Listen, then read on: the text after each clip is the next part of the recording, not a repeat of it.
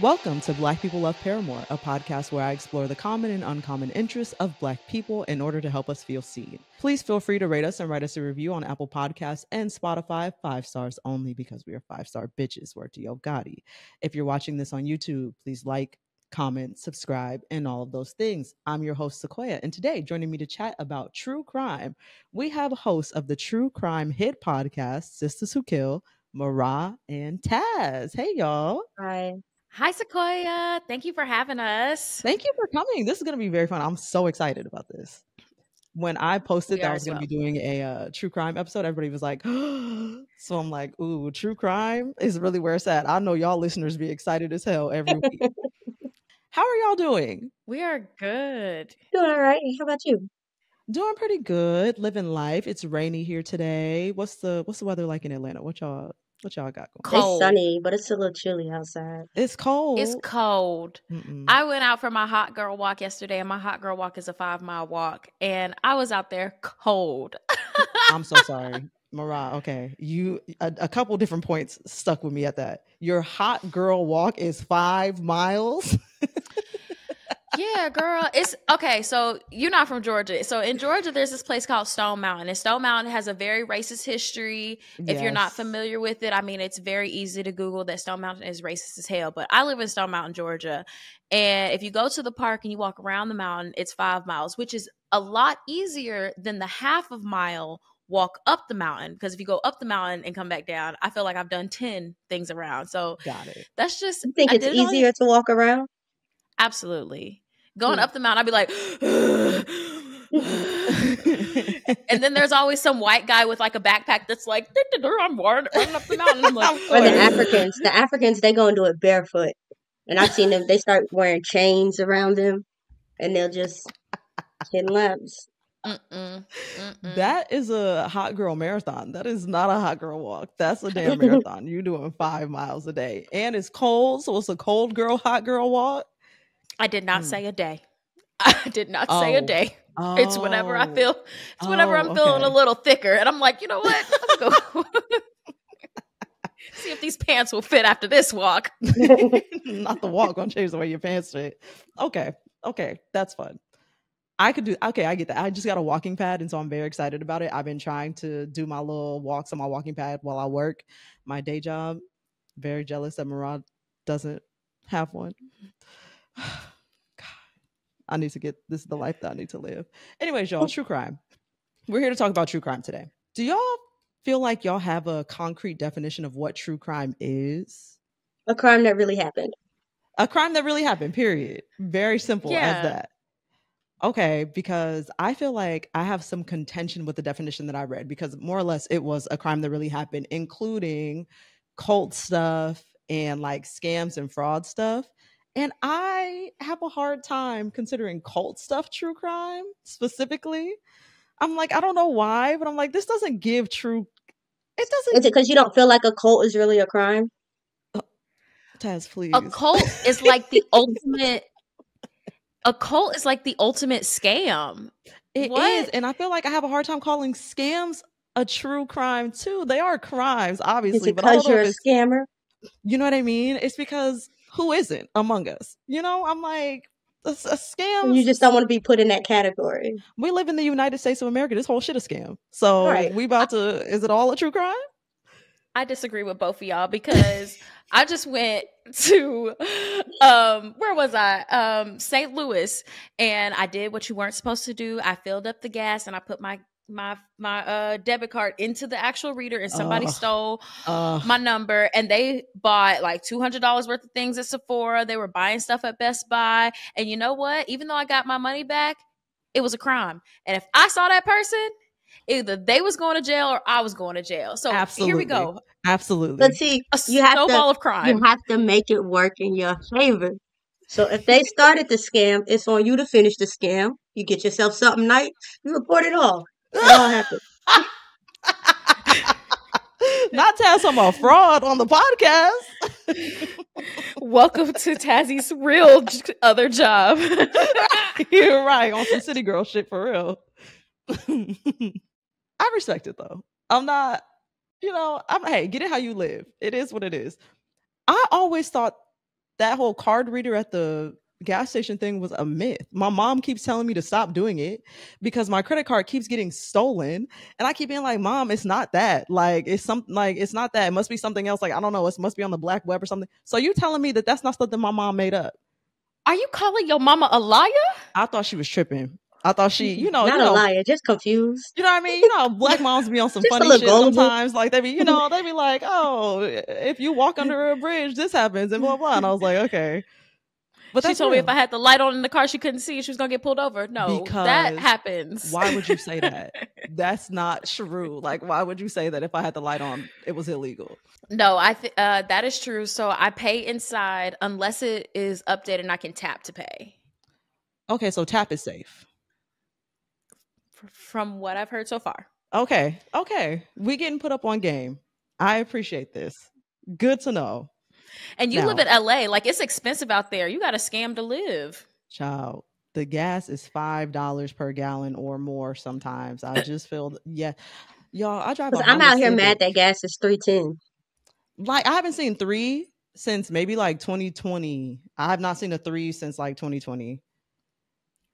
It's been at least 4. Now it's 5. And I drive a Honda Civic. My little Honda Civic been costing me like $55 to fill up, and that's nuts to me. Wow. Yeah, couldn't do it. Lord, I'll never complain again.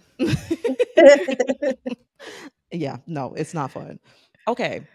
I found it very interesting upon researching for this episode, of course, that Black and Latino listeners or consumers are most of true crime's audience.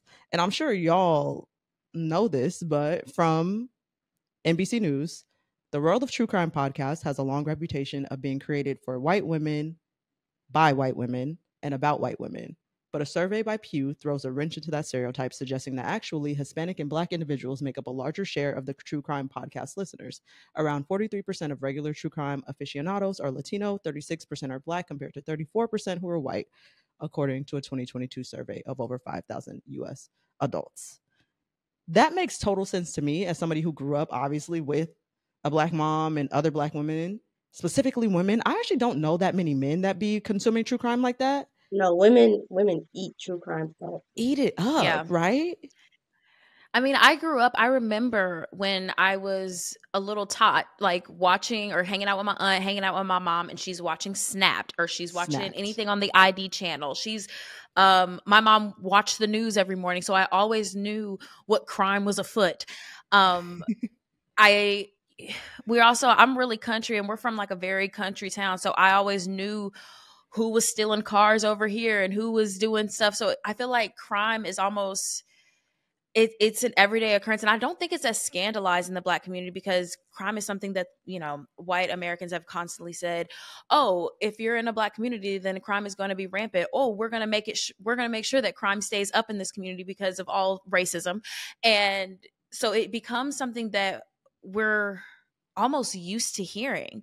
But I think a lot of times, I don't know, for me, like when I hear about these white true crime cases, I'd be like, white folks are crazy. And a lot of times I'm like, the white true crime stories are wild because Black people got a little bit more sense than white folks. And so a lot of times we watch these snaps and we were like, and that's why one of our segments that we came up with, I didn't do it, but if I did, it came from us watching these documentaries and being like, now why the heck did this white woman think that she was going to get away with this? Because she was white. That's why she thought she was going to get away with it. The audacity, the caucasity is always so strong. It's shocking. Like, oh, you just blatantly did this thing. You didn't have no real plan, no real nothing. You just did it. Thought she was going to get away with it. Why?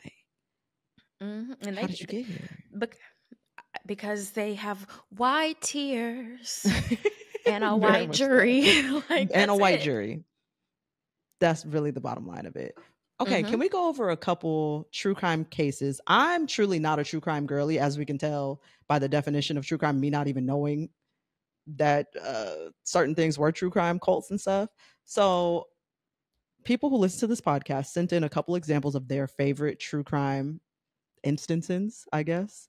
That's how I found out that cults were true crime, because people kept sending me cults and I was like, this is not what I'm looking for. Why are y'all sending me cults?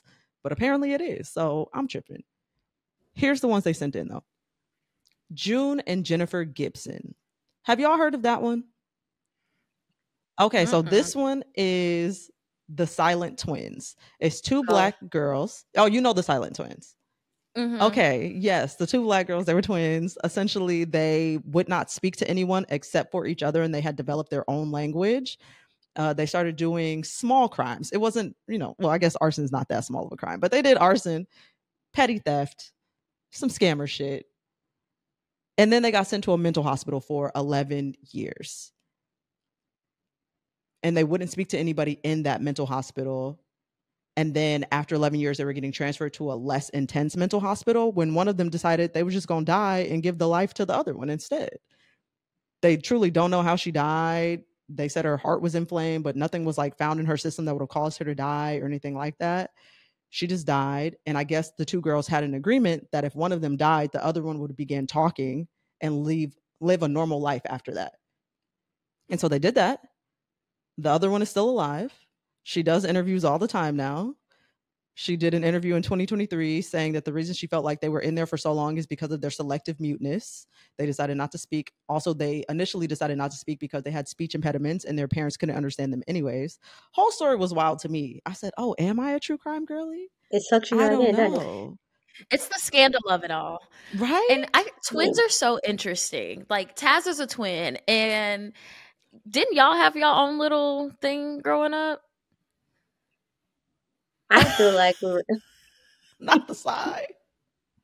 I feel like we were lazy with it. Honestly, me and my sister, we both sucked our fingers. And so, you know how they say twins have their own language? We literally just talk to each other without taking our fingers out of our mouth. We'd be like, and she was like, oh my God. But we could understand each other. So that was our language, I guess. But we could just, like, sometimes she would even test me and be like, can you tell what I'm saying?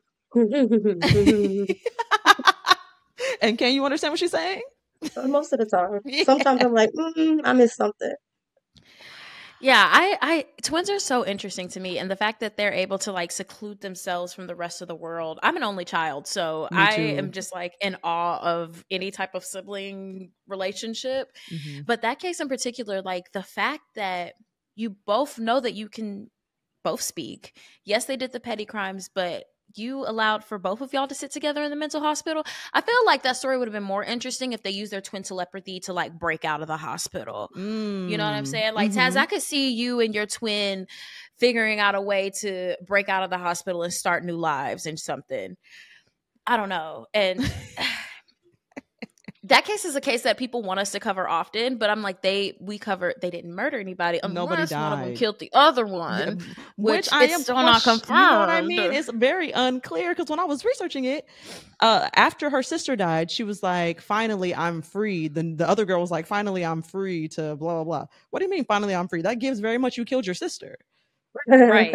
So did you kill your sister? Like, what is going on? Yeah, it's wild. Very strange. Taz, are you and your twin identical? Nope. Okay. Yeah. This is a tangent. We say we're a waste of a twin. No. This is a tangent. Apparently, identical twins are like a true anomaly in that it's simply a cell deciding to duplicate itself. That's, I guess, already fertilized. The cell decides to duplicate itself and then it grows into two identical human beings versus fraternal twins. I guess the mom has to have some special ovulatory ability that most women don't have to release two eggs at once, and then both eggs get fertilized, obviously, and then fraternal twins are born. Well, there's two ways you could be fraternal. Okay. Ooh, so yes. Teach the only children. So an identical twin is a single egg with a single sperm that has divided into two, right? So you can be fraternal in that two eggs got fertilized by different sperm, or that two sperms fertilize the same egg and then split. Oh, I've never thought about that as an option. So that's why identical twins have the same DNA, and fraternal twins, like you guys, because it's either two different eggs or two different sperms. So who won, your mama or your daddy? Right. The world may never know. That's very interesting. But yeah, the silent twins, I guess they were separated at some point. They sent them to separate boarding schools to try to make them talk. And they refused to move. They refused to speak. They refused to eat. They just sat and wouldn't do anything. And so they were like, okay, well, I guess we have to return them to each other. And they did. And that's when they went to the mental hospital. I feel like identical twins, and that's why me and my sister, we said we was at least the twins, because I feel like identical twins have so much space to get away with things. Like if you are really coordinated because your DNA is identical. So if you can't prove beyond a reasonable doubt who it was, as long as we both stick to our story, we always told each other, like me and my sister, we're exact opposites. Mm-hmm. Like we got the exact same score on our SAT, except for her reading was high and my math was high. Stop. It was like, if we could have just switched classes and just gone to, I do all the little math and she does all the social studies and the reading, we would have like really taken this world by storm, but we look nothing alike. Oh, y'all look nothing alike. Okay, because there were some twins that went to my high school that literally used to do that during finals. They were identical, and they would never worry. Wow, right? They would just study for one final, and they would take it twice, and then the other one would study for one and take that twice. Life could have been so much easier. I want a twin. I always wanted a damn twin. Me too. Me too. I'm gonna tell her you said that. I'm about to text her. Yeah.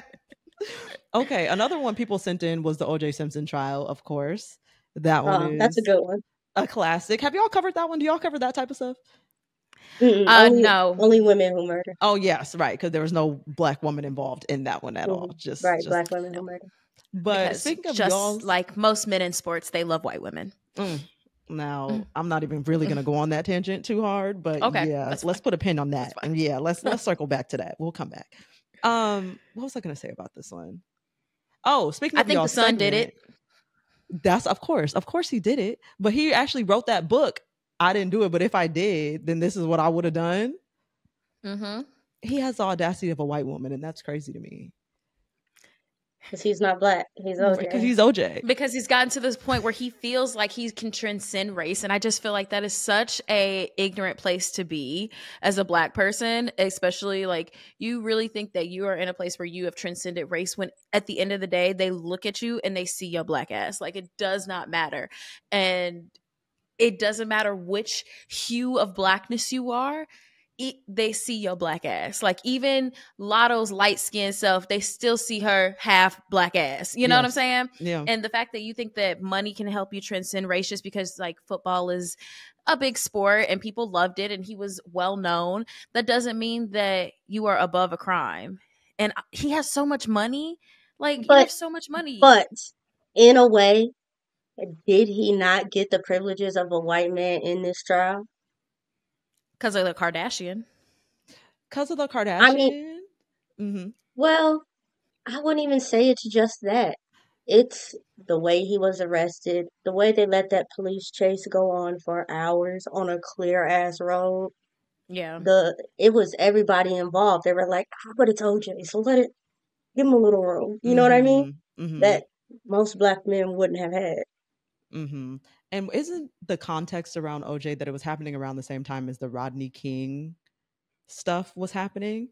And so I think Rodney King was convicted, and I think black folks felt like, or at least this is the lore around it, is that, oh, well, you know, you're doing us wrong over here. You need to make it right with this one. Right. This is the get back.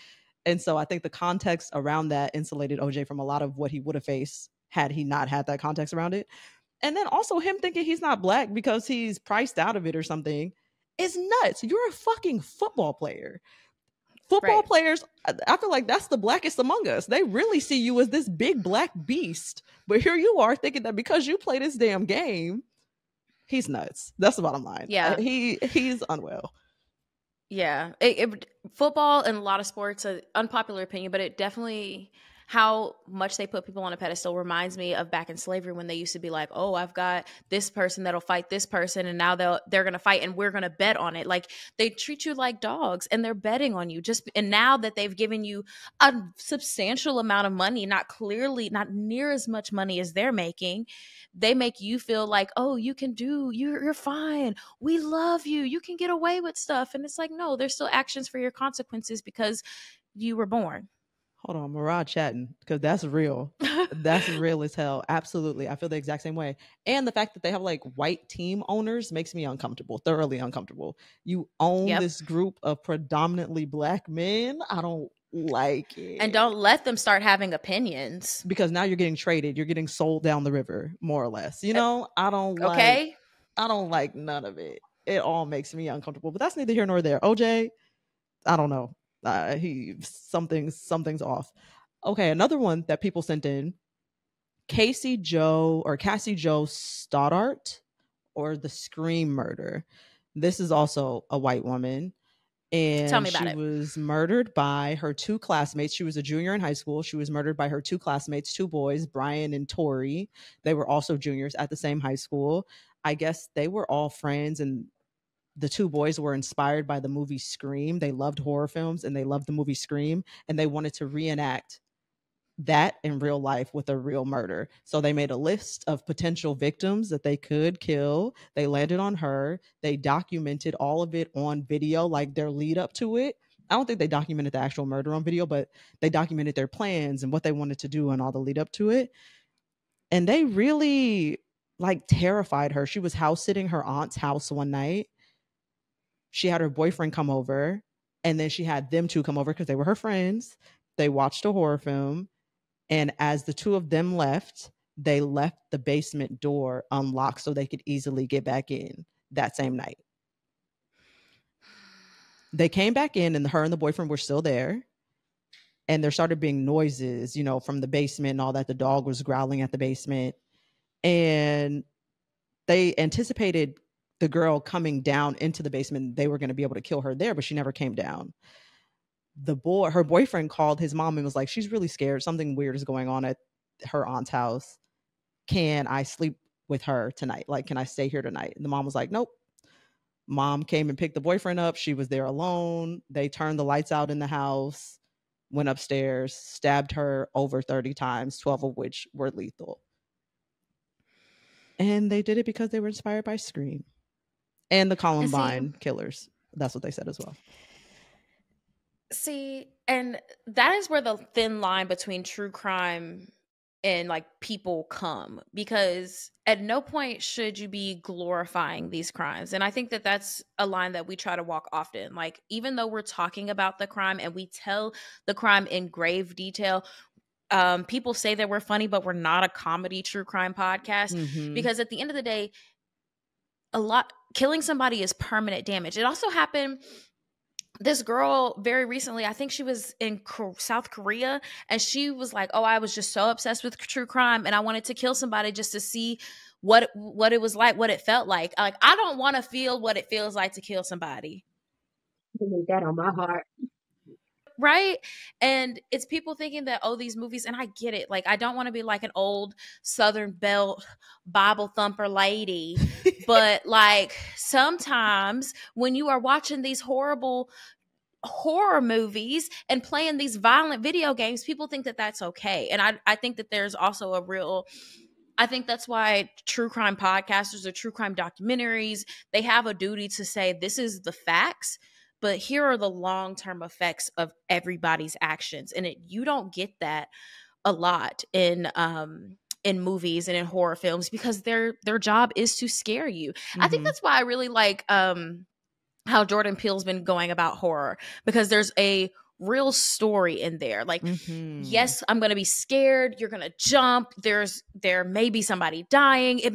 But there's also, he does such a great job of like putting in a real message and having there be an underlining story that makes people walk away and think, versus walking away feeling like, ooh, I could probably do this too. You are so right. I've never even thought about that. Like, the influence of media on these types of murders or murderers, these types of happenings, that totally makes sense. Because if you're watching like Scream or a slasher movie or whatever, I actually can't even say that I get how you could arrive, because I don't, obviously. And in fact, I feel like the desire to murder after watching something like that signals that you are a sociopath or a psychopath. Something's absolutely clinically wrong in a way that an average human being would not experience. You're a monster, should I say.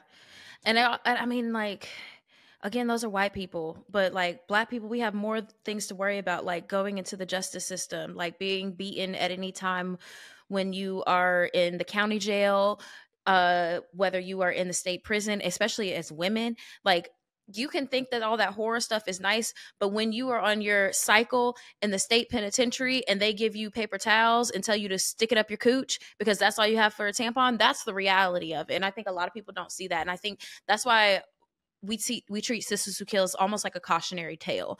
Like, here is all the things that can go wrong. Here, and sometimes people do stupid shit. Even Black folks do stupid shit all the time, but like sometimes it's like, and here are the consequences of those actions. Like, a movie is not real. And I know quite a few true crime girlies that don't like horror movies. I can't do it. I can't do a horror movie. I think the closest I can do is like some of Jordan Peele's movies, but even then I'd be like, oh God, you're gonna scare me. I'm gonna have nightmares. No, that's actually very interesting. I never thought about the fact that maybe a lot of true crime girlies don't fuck with horror. Like, it's actually an entirely different thing. That makes sense. We're gonna go to break real quick, and when we come back, we're gonna keep talking about Black true crime and the difference between it and white true crime and etc.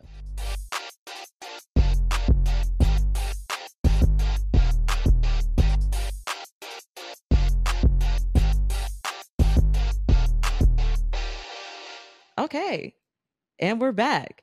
Y'all, I'm very interested to hear some of the true crime that y'all have explored on your podcast that stuck with you the most, some of the cases that stuck with you the most. Is there any in particular that y'all are like, that one was crazy, and for what reasons? Oh, do we want to do crazy because the crime was crazy because the justice system is crazy? Like, right. Like, there's a little. Which side of the crazy do you want? Whichever stuck with y'all the most, whichever y'all would like to tell people about, whether it's a cautionary tale because the justice system was wild or the way that something happened, however y'all want to do it. I think I'll tell you one that stuck out with me because it was crazy. Angel Bumpess. So Angel Bumpess, she was raised by her grandparents, lived a normal life. She like had like 3 kids, was in community college. She ran a stop sign or a traffic light, got a traffic ticket and didn't pay it. So then there was a warrant out for her arrest. She gets fingerprinted, and of course the fingerprints are read through the system, and they say she was a match for a murder that happened when she was 13 years old. Oh. And she was arrested for that murder. She was tried and convicted for that murder. And they didn't really have any evidence. Like, this crime was, she was like at least 22 when it happened. So it's like 10 years ago that they're saying she committed this crime. And they're like, yeah, you did this. The timeline that it would have taken her to get from school to the place where it happened, she wouldn't have been able to get out without being caught. But they were like, oh, but we have this partial fingerprint and it's got to be you. And she was actually convicted for it. And she did an appeal and she ended up getting released. But the way that they can take so little and the way that like the system will set you up, and it's like on one hand you get it because there are bad people out in this world and you run their fingerprints, you are going to catch bad people. But to sit there and use this partial print and that be the only piece of like concrete evidence that you have. And her explanation for her fingers being on the fingerprint was her granddad, who she lived with, did work over at this house. And he was saying she used to play with duct tape. Like 13-year-olds and like would catch it and stick it on her fingers. Right. Like and he was like, so it's possible that her fingerprints were on. That's all it took to get her convicted. And that case I was like, she's 13 years old. And then there's like this jail call with her brothers. And it was like, oh, you heard what happened to Angel? And it was like, yeah, 13 years ago. He said, uh-oh. And that's all you hear. And I'm like, well, what's the uh-oh? Right. Wait, what? And I'm not here to talk about nobody's family, but I feel like her family was like, ooh, it's either her or us. And a lot of times when cases where you're young, where the case happened when you were young or you were still a minor, they're like, let's just let her take the fall for it because better her. Because you think the minors aren't going to get as harsh as a sentence. And then she was supposed to be in there for life. She was away from her kids. And so she just got out last year. She did some years in jail. Right. or That's prison. disheartening as fuck. Crazy. Yeah. One of the cases that I hate to say that it was my favorite case, but one of the cases that I enjoyed covering was actually one of our earlier cases. This woman named Daphne Wright. So Daphne was deaf, and she had a girlfriend. A girlfriend was also deaf. They lived in a place where there was a big deaf community. And so one day she realized, and she didn't really have a job. She was on disability, so her social security check was always coming in, and she was living with her girlfriend. Her girlfriend, they're having, they're fine. And then she realizes that her girlfriend is emailing another girl, and it feels like you flirting with this white bitch. Her girlfriend's like, no, we're not flirting. So then Daphne hits up the white woman and was like, why don't you come meet me at the Pizza Hut? Meets her at the Pizza Hut, and then she hits her in the head, drags her to the basement where she's staying, kills her, right? Wait. Hold on. The white woman does this, or the black woman Daphne does this? They're both, everybody in this story is deaf. So it's deaf. So she hits the white woman, then brings the white woman down to her basement, and she's like, all right, I got this dead body. What am I going to do with it? And so then Daphne realizes she ain't got no money because her social security check don't hit until like tomorrow, the next day. So she got to wait for her social security check to come. And then she's like, okay, with this body in her basement. Body in my basement. Don't know what I'm going to do with it. So then she goes to the hardware store, and she's trying to tell the man, I need a chainsaw. And of course she's trying to sign to the man. The man doesn't understand. Finally, they were able to get her a chainsaw. She's like, no, I don't need this chainsaw. I need the cheapest chainsaw you got, because disability, they don't give. I'm just chopping up a body. Well, they also, disability checks for people are not great. So she's also has to live off of that check. So she takes this very bad chainsaw and starts chopping up the body. Gets rid of the body, throws it in a dumpster, and different dumpsters. They ended up finding the body like in the landfill, parts of the body, not even her full body. And then she looks around and she's like, crap. Oh, there's blood everywhere. There's blood, there's guts, there's bone everywhere. So instead of washing it, she just takes some blue paint and just starts painting the walls. And she paints the floor, the walls, the floors, everything. So all of a sudden, the entire basement is just blue. And then they finally, when they were able to catch up with her, they look and they're like, you didn't even try to clean this up. I mean, we can still test DNA on the chunks of brain on the wall, even if there's paint on it. Ew. So the moral of that story was that she did not have enough money to commit a crime.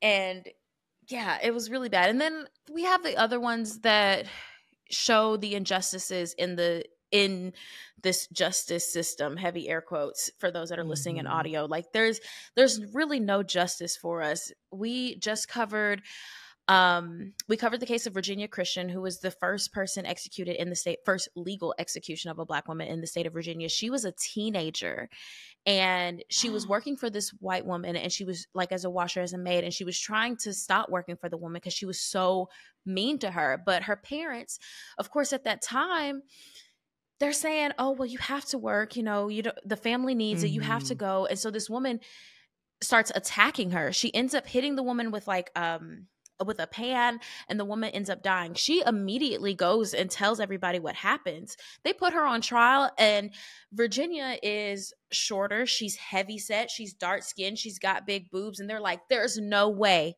that she's 16 years old. Y'all want to try her as a minor?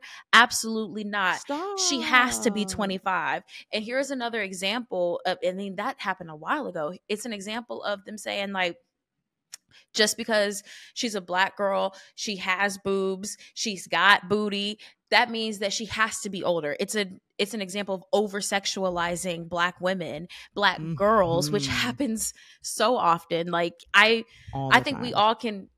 I'm most of my friends have had an experience of being young, and even your mom having to be like, don't do that. And it's not because you're doing anything wrong.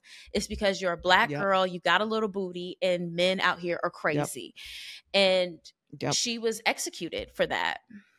And it was self-defense. That woman was attacking her. It was self-defense, but who are they going to take? Whose side are they going to take? A white woman who's dead, or your Black ass who they think is older than what you're saying? Whose life didn't really matter in the first place. Right. Wild. Okay, so that brings me to my next question, I feel like Black folks and white folks obviously consume true crime very differently. And I'm wondering if, kind of like what y'all are saying, if Black folks are consuming it kind of from a cautionary tale perspective, or like oh, here's what I can do to prevent X, Y, and Z from happening to me, or whatever. And if white folks are consuming it differently, what are y'all thoughts? I would say, as a personal consumer of true crime, I don't know if it's necessarily like a cautionary tale. I think what pulls me into it is I have got to know what you were thinking. Like, I want as much details to the story because how did you get there? You know? So Yeah. for me, I think that's the most interesting part. That's kind of what pulls me in. Like, even when I watch like the series about the Unabomber, just like I want to get as close to in your mind as possible. So that's the part that I like for it. That's why I prefer like a true crime that's going to go deep and tell the whole thing. I think it's a little bit of both, because I'm also a recreational consumer of true crime. And I think of some cases that are just like, whew, girl, it's great to chit chat about like a Uloma Curry Walker who, how she thought she was going to get the insurance money and she wasn't on the insurance plan. Like, you killed this man for no reason. But also I'm a history buff. I love reading and comparing things to from then and now. But I look at cases like Kendrick Johnson, where one little fight with the wrong white boy whose daddy has great pool in the community can end your life, and nobody will care about about catching the person that killed you. And I think it's scary. We have a lot of people that listen to our podcast that say, you know, when it's not the really bad ones, when y'all aren't cussing too much, I listen to the cases with my kids, because they need to know that, like, at the end of the day, they're going to, more than 9.75 times out of 10, they're going to take that white kid's story over your story. I mean, I even think about it when I got into a car accident a couple years ago, and I was the one that called the police, and I was the one that made sure that the white woman was okay, even though she was the one that hit me. And the police officer did not even come and ask me what happened. And I'm like, how is this possible? And I think there's a reality of the fact that the police officers and the justice system, they hate us. They don't want to see us succeed. There's a reality that at the end of the day, people say that they don't see color, but that is a stupid statement, and it doesn't make sense, because if you've got eyes that work, you can see color. And there are prejudices that have come down from years and years before. We just covered a case that happened in 1940, and the judge the whole time was like, I don't even know why we're wasting the court's money on this. This is all your public money. Every time that we're here, we're wasting $1 a minute. And guess what? That happened. That was a case that happened in 1940. And still today, if you decide that you want to fight for your right for freedom and you want to go to trial, they're going to say, look at you, wasting the taxpayers' money. I think that it's important to know the way that you are perceived in this world, so that you can teach and hopefully have people be better. And I think that's where I come from with true crime. Like, I see it and I know where it's been. I know how people view us. And so how can I continue? Like, I don't have kids, but I'd be thinking, like, how would I teach my child? How would I teach my son how to walk through this world? And the only time that you really can get it to stick in somebody's head is by example. This is real. Like the Kendrick Johnson case that happened in Georgia, where you've probably heard about this case. They found him in a mat rolled up, saying that he got stuck, but the blood drippings are underneath the shoes that were below there. So clearly there was blood before the shoes, and nobody cares. And no matter how much the family is screaming and fighting and wanting justice, nobody cares. And I don't want to be in the position as a parent, as a cousin, as a family, as a loved one, where I'm fighting for you and I can't, because nobody cares. And it's a sad truth. That reminds me of the Khalif Browder case as well, where he was accused of stealing a backpack. Yep. Ended up in Rikers Island, and also in solitary confinement in Rikers Island. We know Rikers is like one of the toughest prisons in the country. Solitary confinement is immoral, unethical as fuck. You can't be a functioning person after being in solitary confinement for more than, I don't know, like a day or something. And they had him in there for like years. I think they had him in there for a really long time after it finally came out that he didn't even steal the fucking backpack. Years later, he was so mentally fucked from being in solitary confinement for so long that he killed himself. Yeah. That absolutely aligns with what you're saying, MaRah. Totally get it. There was an outcry even last year or the year before because this man was in a jail in Alabama. She was like, I saw my brother a couple of months ago and he was fine. And now I'm looking at him and he is starving. Why is my brother just skin and bones? Who is taking his food? Why is he not getting medical treatment? That's happening in the 2020s, you know? So the fact that and a lot of people are still trying to push it under the rug because the big system called the prison, the money grabbers, which are all white people that are taking bribes and bribing politicians, they care about one thing, and it's $1. And if you don't have $1 to give them, you do have a body to give them, and they can put it in the justice system. Ooh, how fucking wild that! Yeah, that was really well put. That is absolutely the truth. We are going to head to a second break. And when we come back, we'll talk about the trending true crime stories that are happening now or recently.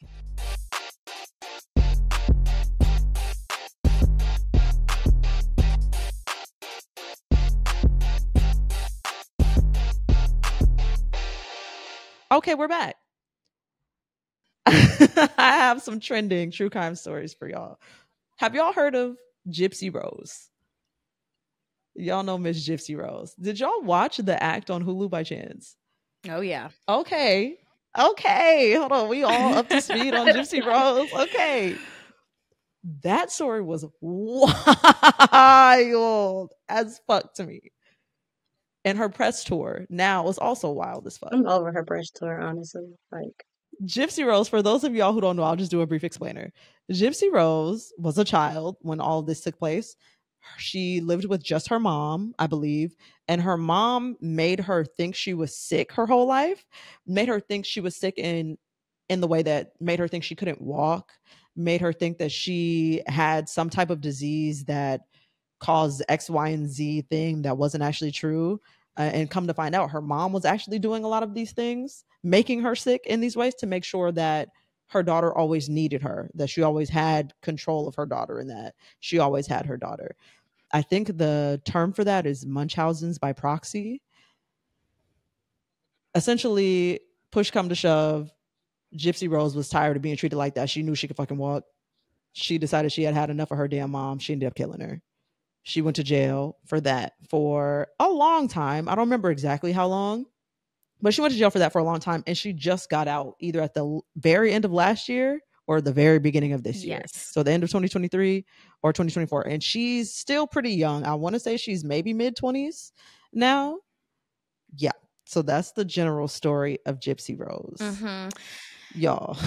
So she didn't kill her herself. She had a boyfriend, a long distance boyfriend, and this guy was autistic. Yes. He was special needs, but she ran away to this boyfriend and basically was like, in order for us to be together, we have to get rid of my mom. And he was autistic, he very impressionable, and he actually didn't want to do it. And she was like, no, you have to do it.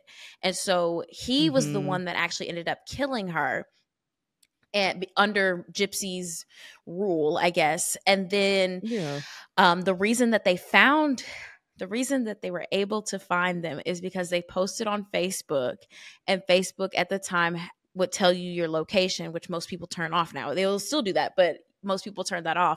And so they accidentally forgot, because they're young and they're probably not great with technology.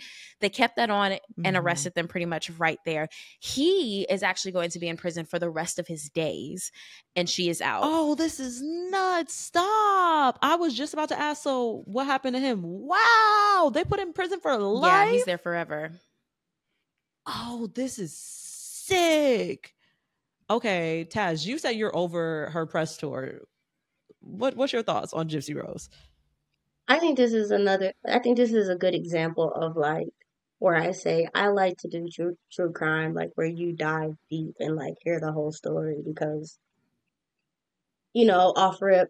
First thing you hear, she kills her mother, has her boyfriend kills her mother. It's like, oh, they're bad people. And then you hear about the Munchausen by proxy, and it's like, oh, her mom was a bad person.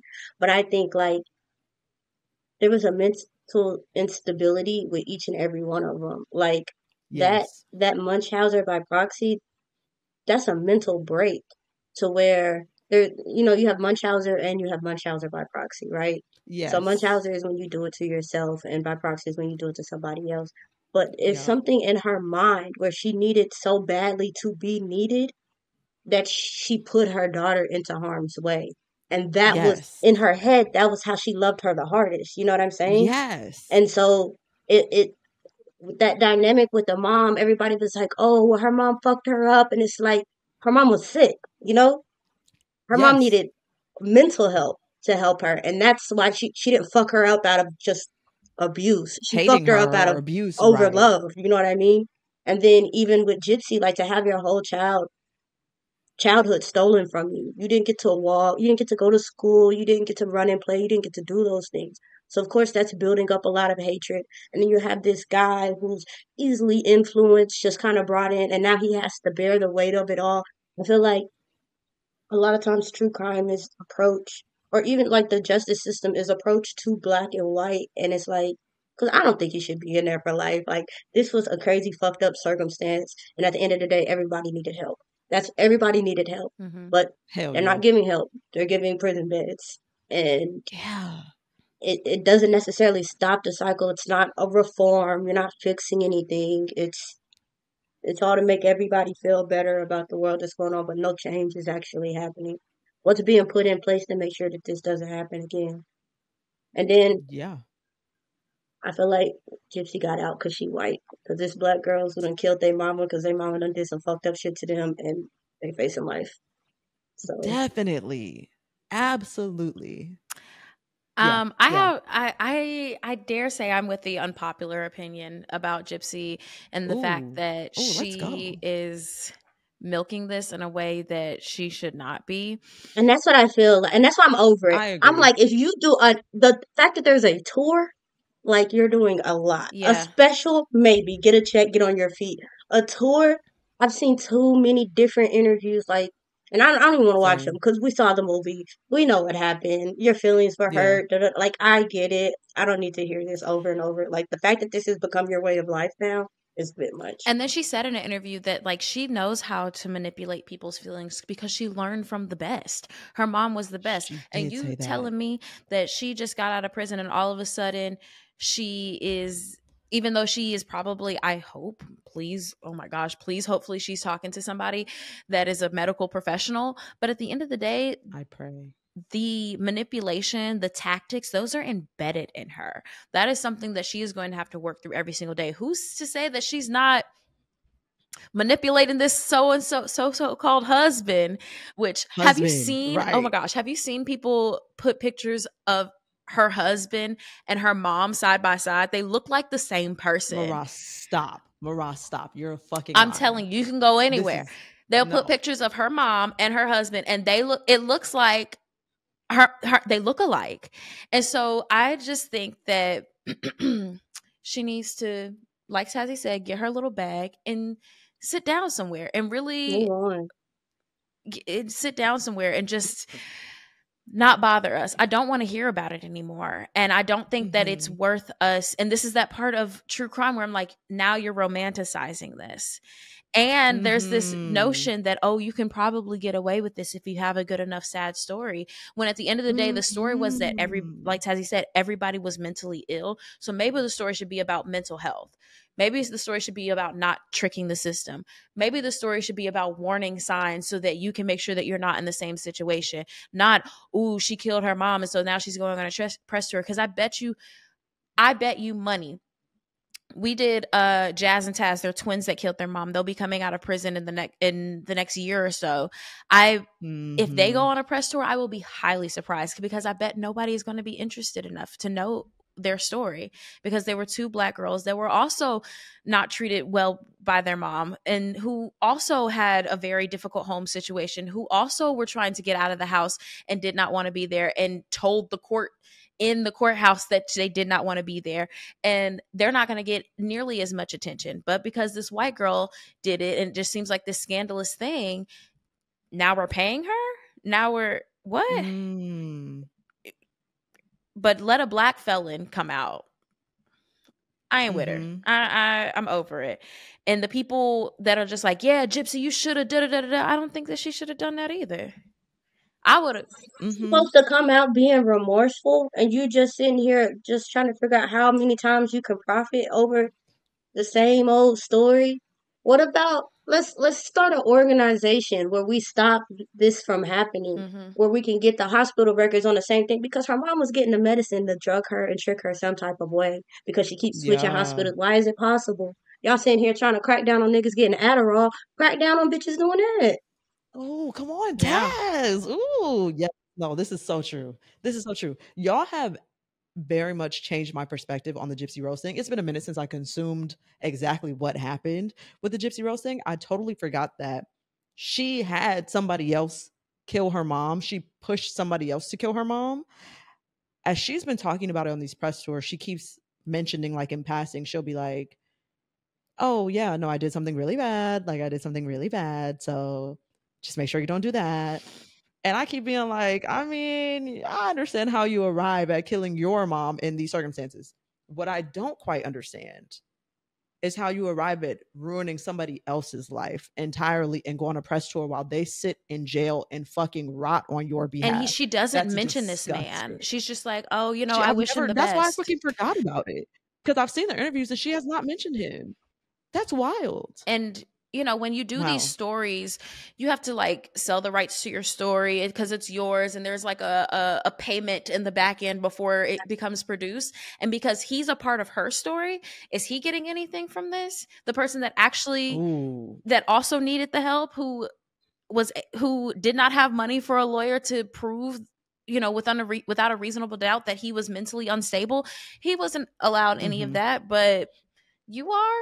I just I don't like her. I don't like that white girl. And that's heinous. Don't like that white girl. And if we talk about the mental health of it all, I like that you brought it there, Taz.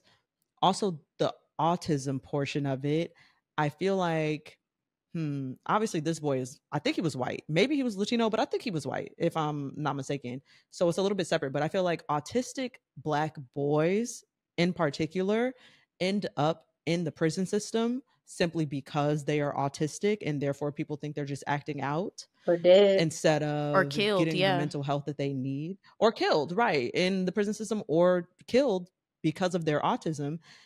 And this, again, our system doesn't work for anybody. It really doesn't work for anybody. And particularly those with these types of mental health problems, especially if you are a person of color with these types of mental health problems. Wow, that just really brought so much back to my mind. She's sick. She's so fucking unwell. Not to mention the Taylor Swift of it all. I'm not even going to go there, but that's fine. We'll leave it at that. All right. I hope nobody on this podcast is a Swiftie.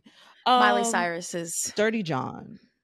Never mind. Okay. I was about to say Miley Cyrus is what y'all say Taylor Swift is, but that's again... Now, another, we really want to talk about it. Another tangent for another podcast. I agree. And I agree with that. And I will leave it at that. Did y'all watch Dirty John on Netflix? I did. Okay. I actually listened to a podcast about Dirty John before the movie came out. And Tazzy, you have listened to this podcast too. It was when we were obsessed with Dr. Death, and then Dirty John was also part of that. So that was the story of, I think his name was John Meehan. And I think he was a multi-criminal. Like, he had done a whole bunch of stuff even before this point. He met this very rich white blonde lady somewhere in Orange County, California, maybe Newport Beach. It was in Newport Beach, California. And he worked his way into her life. Essentially, at the end of the day, he wanted her money, tried to kill her daughter. Her daughter killed him because he was trying to kill her. She killed him. And she's still very traumatized by that. I think her name is Tara. Yeah. That story was wild as fuck to me. Well, the craziest part is that he had the illusion of, he was like, oh yeah, I'm a doctor. And he would leave out in scrubs every single day telling this woman that he was making money. But never had money to show for it. See, it's scammy. It's scammy. And so is it scammy to be like, I have everything I need. Let me just pretend like I am the man of your dreams so that you can spend all your money on me. This is also stuff that happens to white women, because ain't no black woman finna be like, oh yeah, I see he going to work. He say he a doctor, but I pay for everything. See, black women wouldn't do that. It's not happening. It's not happening. No. And he was so close to being caught, and he had done this to multiple women, basically depleted all of their funds and pretended like he was this wonderful man, and then dipped on these women. These women were like, yeah, my life savings is gone. Older women were like, or his drug habit. And because he had a drug habit, and he wanted to just he wanted to live this life. And the fact that you're able to scope out, this is what I'm talking about, the lessons learned. Now I know how to not be somebody's target. Okay. Don't be looking like no weak bitch. Don't be looking vulnerable. If I got money, you have to be subtle when you have money. You can't be just out here in all your designer things, because people are going to be like, you know what? She's single. She's probably needing somebody to scratch that itch, and she's wearing a Louis. I'm going to get her. Like, I don't need that. I don't need that in my life. Totally feel that. Is there anything else y'all have learned from hosting a true crime podcast? Like how to not look like a lick, of course. But is there any other lessons that y'all have taken away? Always ask for your lawyer. Divorce him, don't kill him. Damn. I read something either today or yesterday, and it was like the main 3 reasons for murder is love/lust, money, or pride. And I was like, that pretty much tracks. Yeah. With the episode. So I mean, you know, don't let your pride get the best of you. You don't have to win. Just take a walk. You don't end up winning in the end. So just take a walk. You know, find a better way to make some money. It reminds me of that new Baby Tate song that just came out, and she has a line in there. She's like, and it's like a remix to the Whisper song.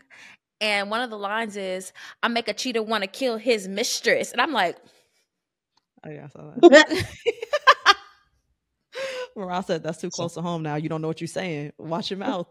And do your research. You really have to do your research on these men. Like, you have to do your, and I just think that with anybody that you're around, like, you have to do your research on these people, because even as I'm getting older and making new friends, I'm like, who were you for real? Because I know that I am different than the person that I was 10 years ago, but who were you 10 years ago? And do you have the ability to come back and still be the person that, oh, you were on trial for attempted murder? Okay. No.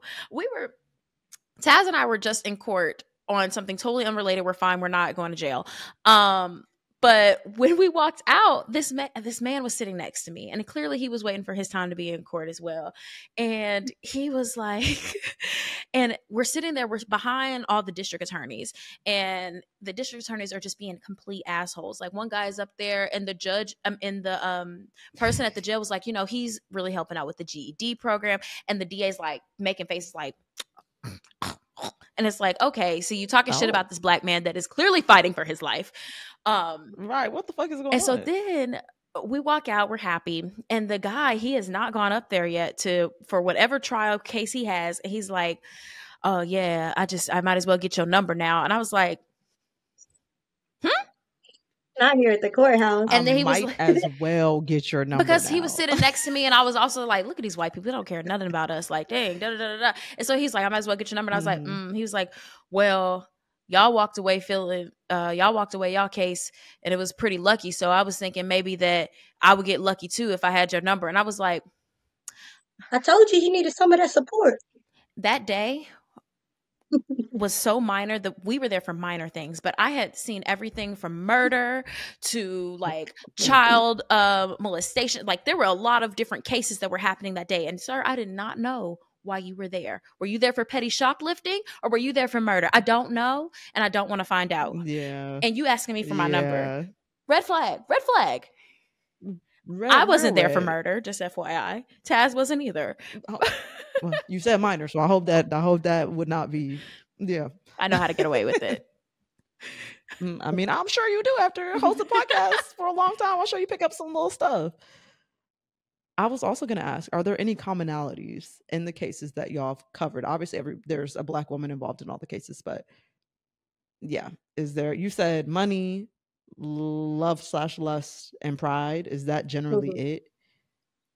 For the most part. Then you have a couple of them that are just like, they was really dealt a bad hand, and like you have this one woman, her dad molested her growing up, and then she found out that her dad was about to have or take her nieces on a trip to Africa by himself, and she was like, so she ended up chopping off his penis, and he ended up some other way, because that's not, she Googled it first, and it's not supposed to be dead. I got you, friend. Where did she fuck up? When she put like a dish towel in his mouth, so he actually died of suffocation, because her intention was not to kill him. She just didn't, she was taking away what his weapon, which was his penis. Yeah. And so while she was doing that, he had a dish towel in his mouth, and he suffocated on the dish towel, and that's how he died.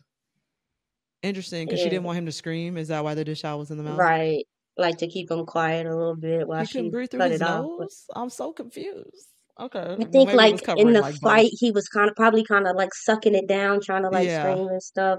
But again, it was just like you got caught up in your circumstance. There's another girl, Trinidad. She was a transfer student from Africa, and she was so lonely. And her roommate, who she got paired with, she was able to like go out and make a bunch of friends. And they started off close, but the girl started making her own friends. She had some family in the States, but didn't really know them like that. Her real family, like her close family, is still back in Africa. She doesn't know anybody. She was lonely to the point where she was sending out random letters in the yellow pages. I just need a friend. I'm reaching out for help. Somebody help me. She went to Yale, and she went to Yale's mental health services and was like, I need help.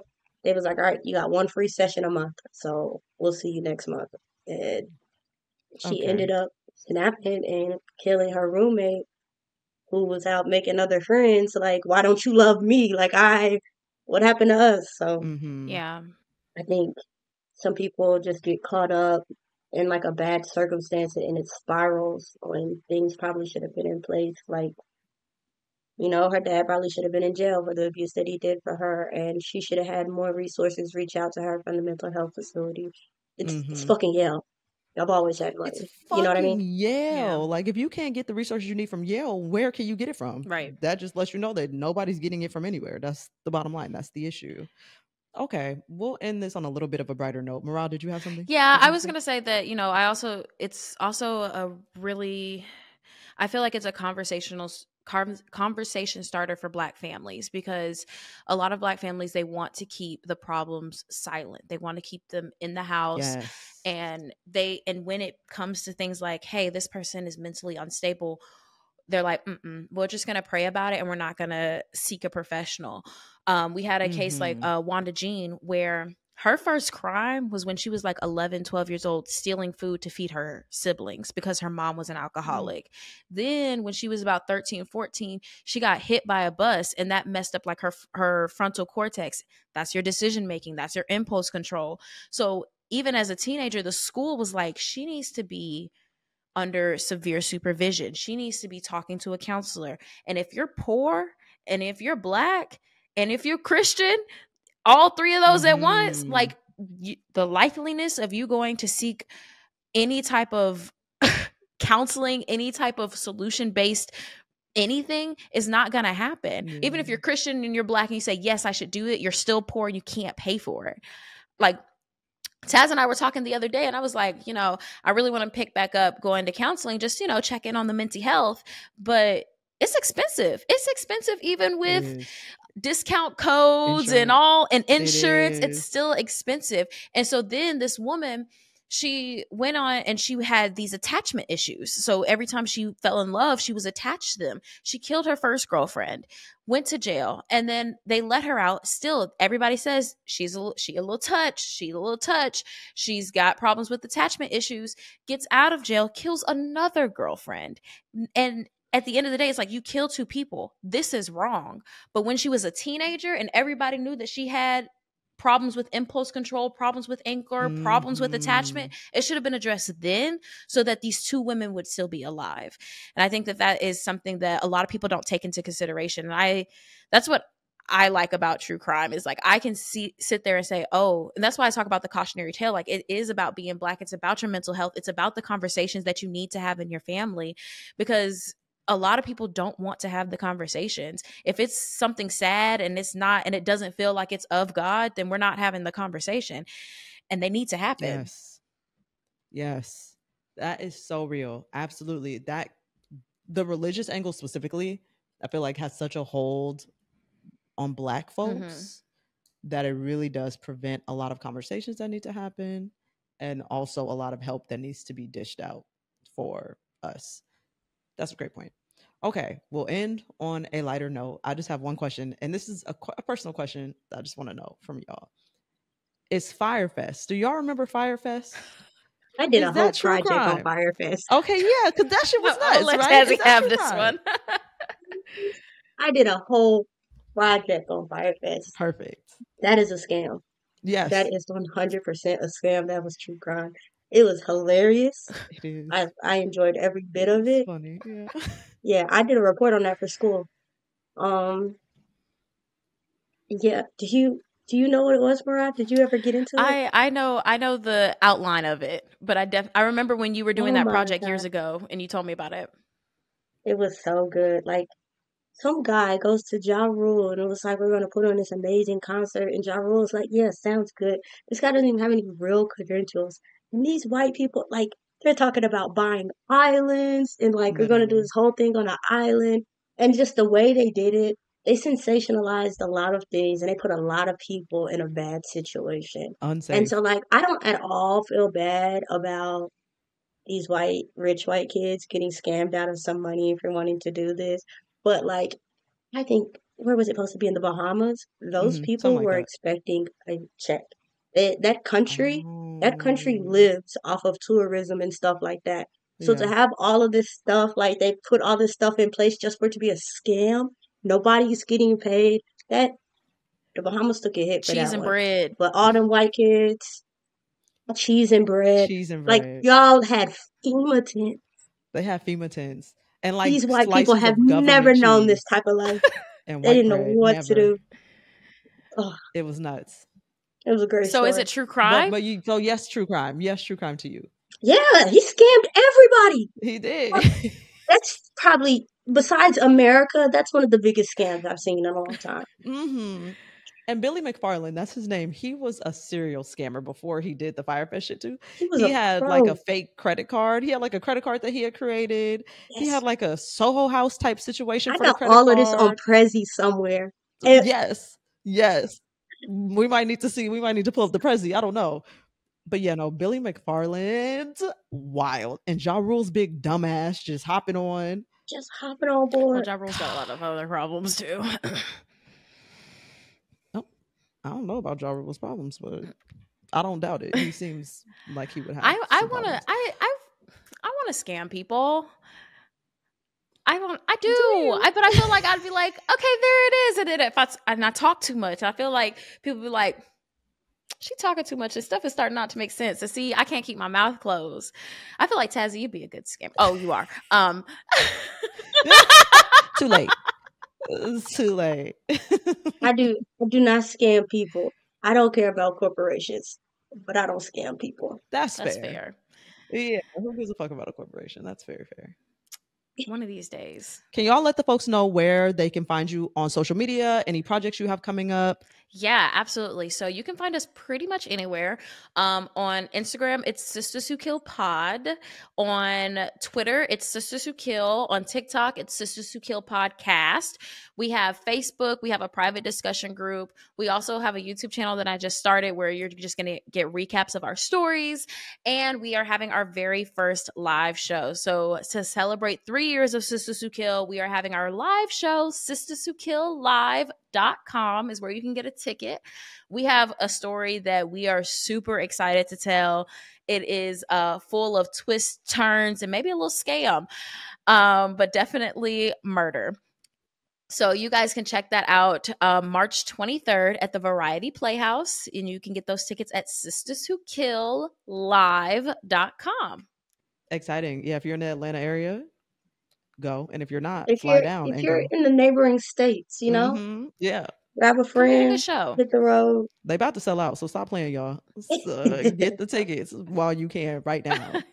Per usual, you can find me across social media platforms at BPLP Pod. You can email me at blackpeopleloveparamore@gmail.com with hate mail, love topics, or anything else you want to tell me.